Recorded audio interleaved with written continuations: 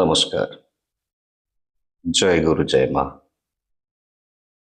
आज अति एक गुरुत्वपूर्ण तत्व उपर आलोचना करने जाऊँचे। आशा समस्ते निश्चित या मन दे शुणिबे। तांत्रिक परंपरा रे गोटे अत्यंत गुह्य और गभीर सत्य सदा सर्वदा कह जाइछि। कौन ना तंत्र साधना रे गुरु बिना किछि भी संभव नुहे। वे तंत्र कौन एवं कहीं ये क्रिया रे गुरुंकर एते आवश्यकता अछि। मूलतः तंत्र केवल मंत्र जंत्र किंबा कौनसी बाह्य अनुष्ठान नाम नुहे। तंत्र हेउछि चेतना शक्ति और आत्मतत्वर गभीर विज्ञान। यही विज्ञान रहस्य केवल पुस्तक अध्ययन रे प्रकाशित हुए नहीं, यह अपितु प्रकाशित हुए मूलतः गुरु परंपरार जीवंत अनुभूति रे। यही कारणरू तो तंत्र शास्त्र स्पष्ट कहते जे गुरुं बीना न सिद्धि स्यात्, गुरुं बीना न मोक्षदा, गुरुं बीना न तत्व ज्ञानं तस्मात् गुरुं समाश्रयेत्। अर्थ गुरु बिना ना सिद्धि ना मोक्ष ना तत्व कौन सी मध्य लाभ हुए नहीं। तेणु सर्वशेष कारण रे सर्वशेष प्रकारे गुरुंकर चरण आश्रित हवाटा ही एकमात्र मार्ग। तंत्र साधना रे जो मार्गटी थाए, जहाँ भी क्रियार मार्गटी थाए, साधारण आध्यात्मिक मार्ग मानक ठारू यह टिके अति सूक्ष्म आउ गुह्य अर्थ रहस्यमय। यार कारण हेउछि तंत्र सर्वोत्त भाव रे शक्ति तत्व और चेतनार एक आंतरिक प्रक्रिया। ये मानव देह को तंत्र रे एक क्षुद्र ब्रह्मांड बोली कहा जाइछि। ये देह रे नाड़ी चक्र और कुंडलिनी शक्तिर सूक्ष्म व्यवस्था मध्य अछि, किंतु यही समस्त तत्वर जागृति और सठिक प्रयोग केवल अनुभवी गुरु को मार्गदर्शन रे ही संभव हुए।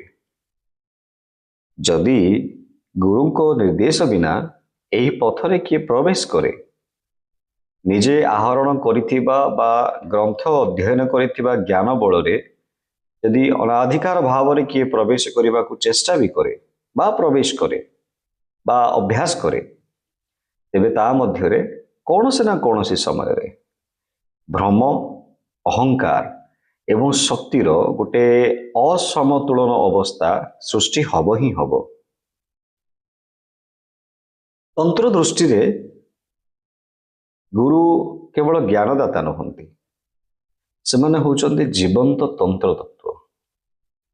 हाँ, गुरु से ही माध्यम जहा द्वारा शास्त्रर ये निष्प्राण शब्द जीवंत अनुभूति रे परिणत हुए।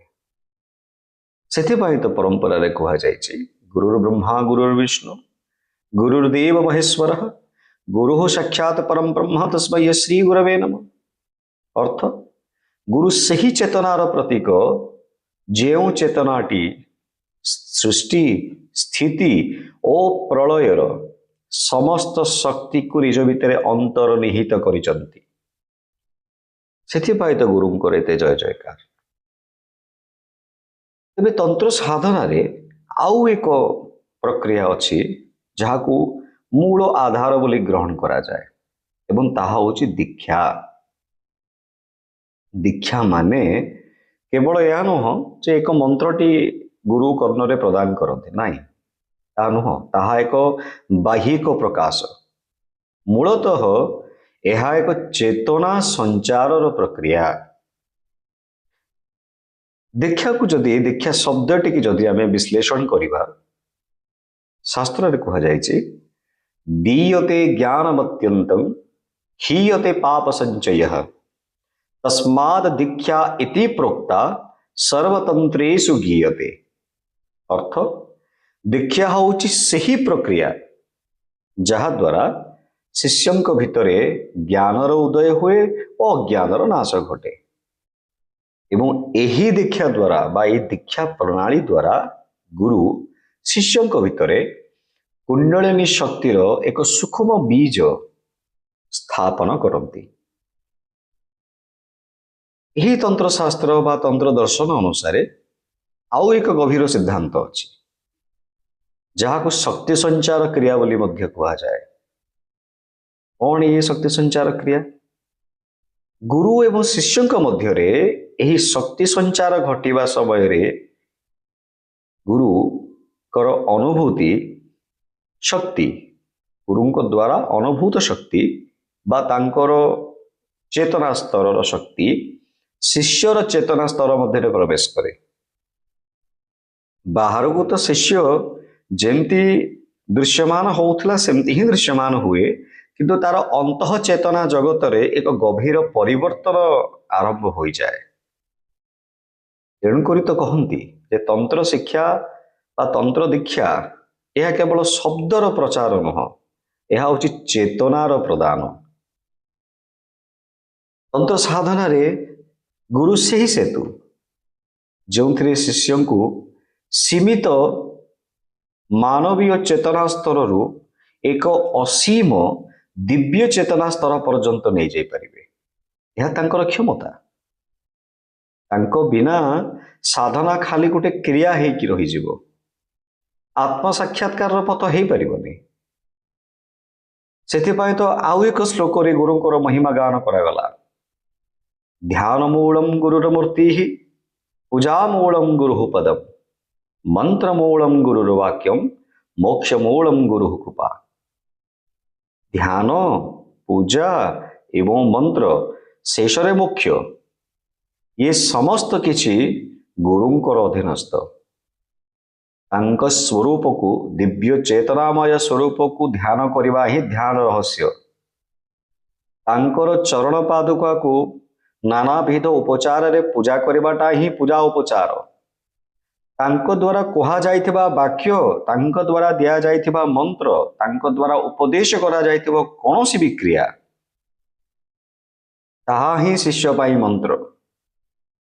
एवं एही तीनोटी जदि शिष्य नियम पूर्वक करिला निश्चित रूप से गुरु कृपार आशीर्वाद मिले एवं फलस्वरूप सर्वशेष मोक्ष फलटी मिले, अर्थ मोक्ष प्राप्ति हुए। तेणु तंत्र दृष्टि रे गुरु केवल एक व्यक्ति नुह, से होउचंती परम शक्तिर जीवंत प्रतिबिंब।